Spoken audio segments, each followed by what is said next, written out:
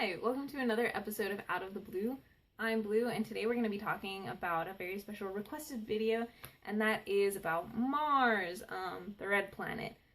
If you have any requests that you'd like me to do a video on or anything that you want to know more about, please let me know. Comment here, message me through Facebook or anywhere else that you have me on social media or anywhere, and I'll go ahead and do a video. The first thing that you see when you Google Mars is that it's the fourth planet from the Sun.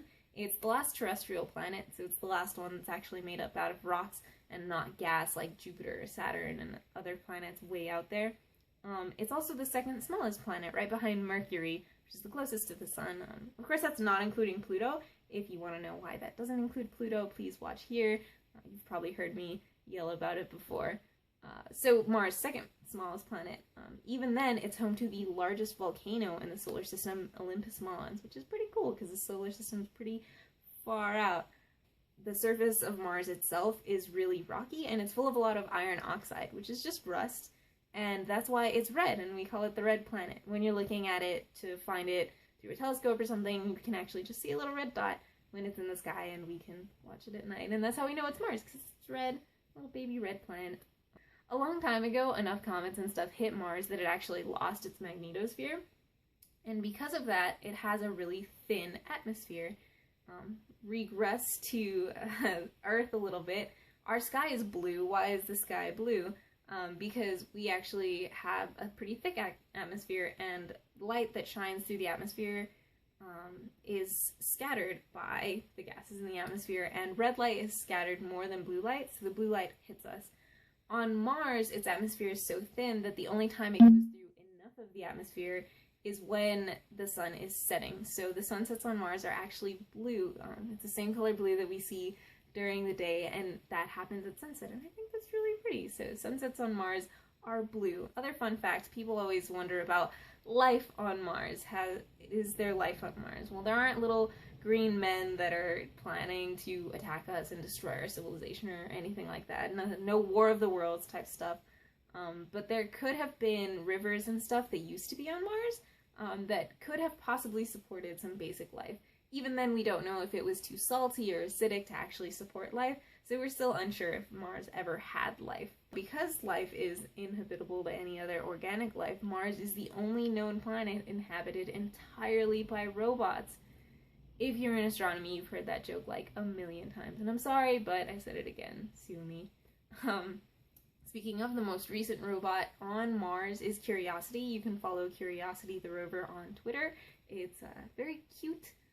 I think he sings happy birthday to himself and does all sorts of cute stuff that you can see. And basically, Curiosity just goes around looking at rocks, finding interesting things on Mars.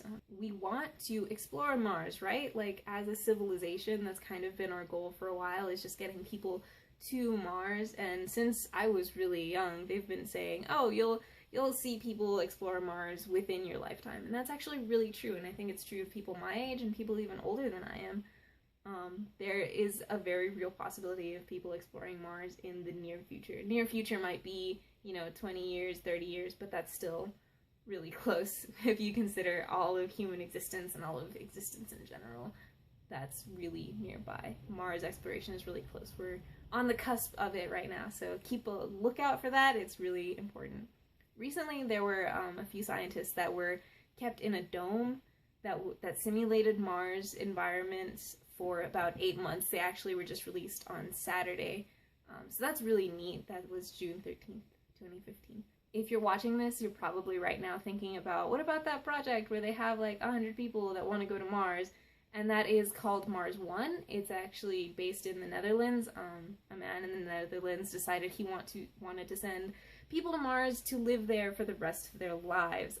It's actually going to end up being 4 people, and they want to go by the year 2026, which is 11 years away. That's a 5th grader away. So that's coming up. That's going to happen really soon. A lot of people are really skeptical of this project because of their budget, because of just a lot of stuff going on with them. But if it does happen, then that's super nearby. They want to make it sort of a reality show. A lot of people are skeptical because they want to make it a reality show. If the viewership drops, will the funding drop, and will that adversely affect the scientists and, hinder the entire project? Other people are afraid that the estimated budget for the project is way too low. They estimated that they'll need about $6 billion to do it, which is more money than I'll probably ever see in my life, but that's still not that much. NASA put out an estimate to do a similar thing, but to actually bring people back from Mars, and they estimated that it would cost $100 billion, so 6 is only 6% of 100, and that's really small. So people are kind of skeptical of that budget. Whether or not it's feasible or not, I don't know. I'm not an expert on money or on spaceships or colonizing things. They want to send other robots before to, you know, set up camp and get their energy, set up solar panels and stuff like that. I don't know if it'll all work out. I don't know if they will send people to Mars by 2026, but I am confident that we will see people going to Mars within our lifetime. If you're watching this video, within your lifetime probably, because it's really nearby. On that note, because it's nearby, just stay excited about it, because Mars is really near, but it's something we don't know a lot about yet. We can always learn more. Even the things we think we know a lot about, we can always learn more. And we're on the cusp of learning just so much about Mars and our solar system in general. And I encourage you to keep on the lookout for new things. Maybe you one day can go to Mars. Who knows, eventually, how you will get to Mars or how you'll make a difference in the world. But I believe in you. I believe you will make a difference in the world, as long as you keep loving science and math and just keep looking to the stars and wondering what's out there. On that note, thank you so much for watching this, and just keep loving science, keep exploring, and I'll see you next time.